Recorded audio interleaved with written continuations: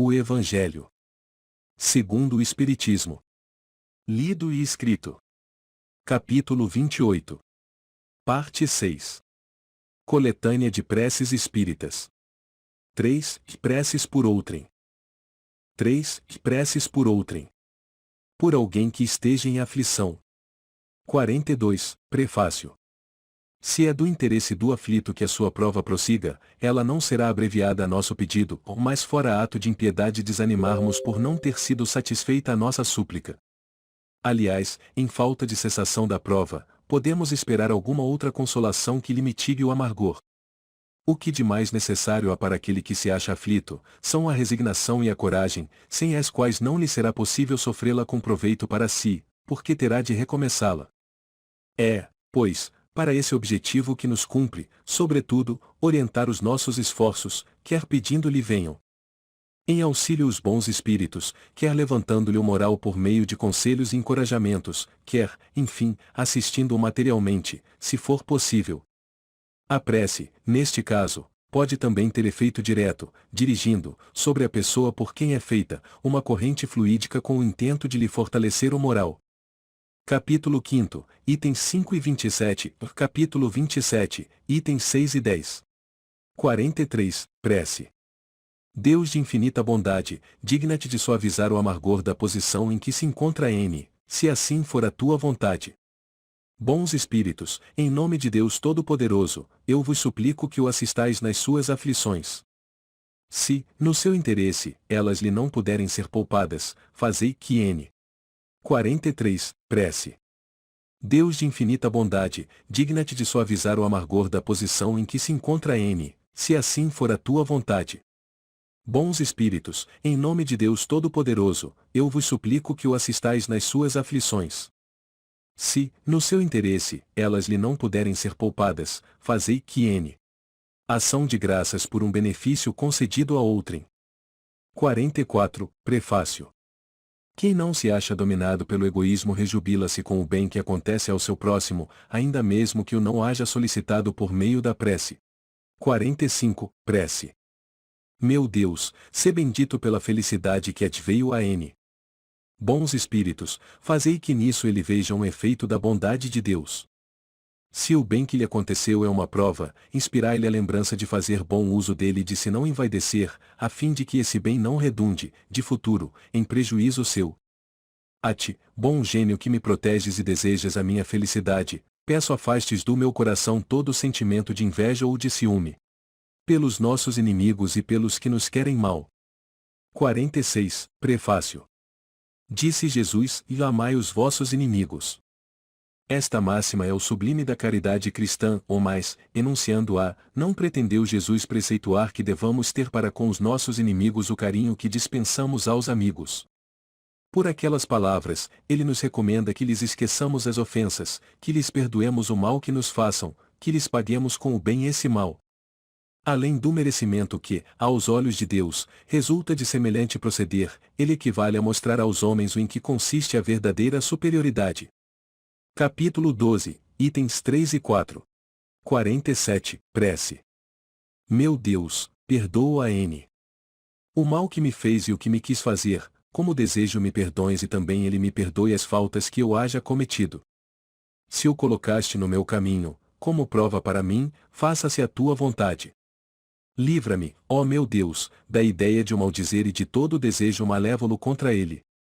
Faze que jamais me alegre com as desgraças que lhe cheguem, nem me desgoste com os bens que lhe poderão ser concedidos, a fim de não macular minha alma por pensamentos indignos de um cristão. Possa a tua bondade, Senhor, estendendo-se sobre ele, induzi-lo a alimentar melhores sentimentos para comigo. Bons espíritos, inspirai-me o esquecimento do mal e a lembrança do bem. Que nem o ódio, nem o rancor, nem o desejo de lhe retribuir o mal com outro mal me entrem no coração, porquanto o ódio e a vingança só são próprios dos espíritos maus, encarnados e desencarnados. Pronto esteja eu, ao contrário, a lhe estender mão fraterna, a lhe pagar com o bem o mal e a auxiliá-lo, se estiver ao meu alcance. Desejo, para experimentar a sinceridade do que digo, que ocasião se me apresente de lhe ser útil, ou mais, sobretudo, ó meu Deus, preserva-me de fazê-lo por orgulho ou ostentação, abatendo-o com uma generosidade humilhante, o que me acarretaria a perda do fruto da minha ação, pois, nesse caso, eu mereceria me fossem aplicadas estas palavras do Cristo, já recebeste a tua recompensa. Capítulo 13, itens 1 e seguintes. Ação de graças pelo bem concedido aos nossos inimigos. 48, Prefácio. Não desejar mal aos seus inimigos é ser apenas meio caridoso. A verdadeira caridade quer que lhes almejemos o bem e que nos sintamos felizes com o bem que lhes advenha. Capítulo 12, itens 7 e 8. 49, Prece. Meu Deus, entendeste em tua justiça encher de júbilo o coração de N. Agradeço-te por ele, sem embargo do mal que me fez ou que tem procurado fazer-me. Se desse bem ele se aproveitasse para me humilhar, eu receberia isso como uma prova para a minha caridade. Bons espíritos que me protegeis, não permitais que me sinta pesaroso por isso. Isentai-me da inveja e do ciúme que rebaixam. Inspirai-me, ao contrário, a generosidade que eleva. A humilhação está no mal, e não no bem, e sabemos que, cedo ou tarde, justiça será feita a cada um, segundo suas obras.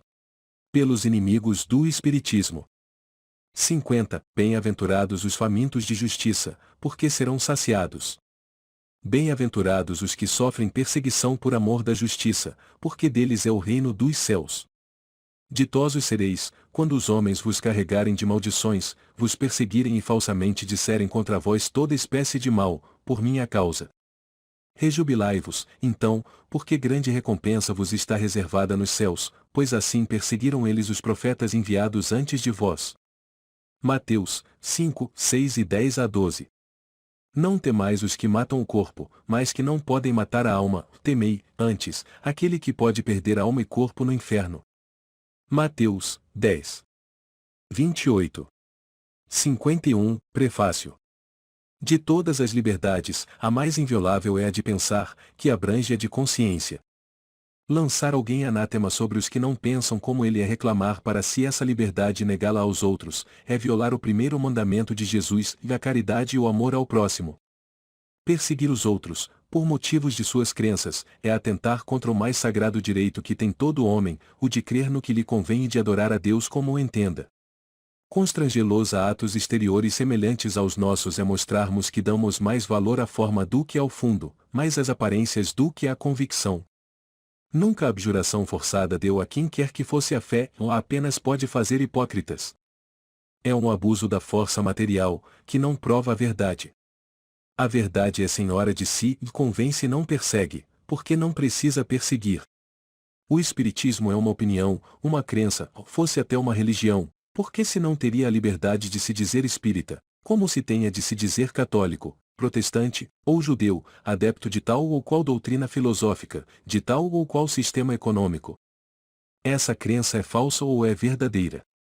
Se é falsa, cairá por si mesma, visto que o erro não pode prevalecer contra a verdade, quando se faz luz nas inteligências.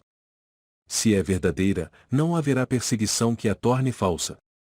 A perseguição é o batismo de toda ideia nova, grande e justa e cresce com a magnitude e a importância da ideia. O furor e o desabrimento dos seus inimigos são proporcionais ao temor que ela lhes inspira. Tal a razão por que o cristianismo foi perseguido outrora e por que o espiritismo é hoje, com a diferença, todavia, de que aquele o foi pelos pagãos, enquanto o segundo o foi por cristãos. Passou o tempo das perseguições sangrentas, é exato, contudo, se já não matam o corpo, torturam a alma, atacam-na até nos seus mais íntimos sentimentos, nas suas mais caras afeições. Lança-se a desunião nas famílias, excita-se a mãe contra a filha, a mulher contra o marido, e investe-se mesmo contra o corpo, agravando-se-lhe as necessidades materiais, tirando-se-lhe o ganha-pão, para reduzir pela fome o crente. Capítulo 23, itens 9 e seguintes. Espíritas, não vos aflijais com os golpes que vos desfiram, pois eles provam que estáis com a verdade. Se assim não fosse, deixar-vos-iam tranquilos e não vos procurariam ferir.